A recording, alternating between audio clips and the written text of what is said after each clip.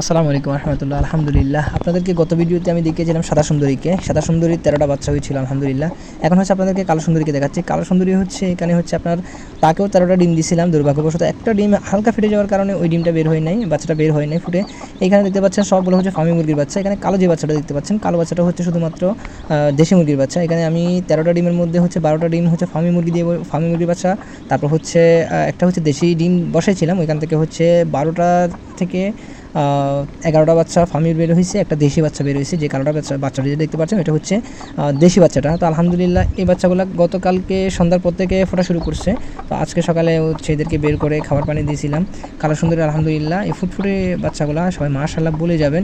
তো আমার যে গত বেচে যে বাচ্চাগুলো ছিল, যে সাদা সুন্দরী যে বাচ্চাগুলো দিয়েছিল কালো বাচ্চা, তো সবগুলোও কিন্তু আলহামদুলিল্লাহ সুস্থ সবল আছে। আপনাদেরকে আমি দেখানোর চেষ্টা করতেছি হচ্ছে কালো বাচ্চাগুলো মাশাআল্লাহ এগুলো হচ্ছে সুস্থ সবল আছে। তো ওই মায়ের সাথে হচ্ছে আমি কিছুদিন রাখার পর এখানে হচ্ছে ওদের হচ্ছে 1 সপ্তাহ বয়স হয়েছে মাত্র। যদি কিছুদিন যায়, কিছুদিন পর থেকে মা থেকে আলাদা করে হচ্ছে বাচ্চাগুলোকে আবার আমরা ডিম মুরগিটাকে আবার ছেড়ে দিব। তো আজকের ভিডিও পর্যন্ত সবাই ভালো থাকবেন, সুস্থ থাকবেন, সবার সুস্বাস্থ্য দীর্ঘায়ু কামনা করছি। আসসালামু আলাইকুম রহমতুল্লাহ।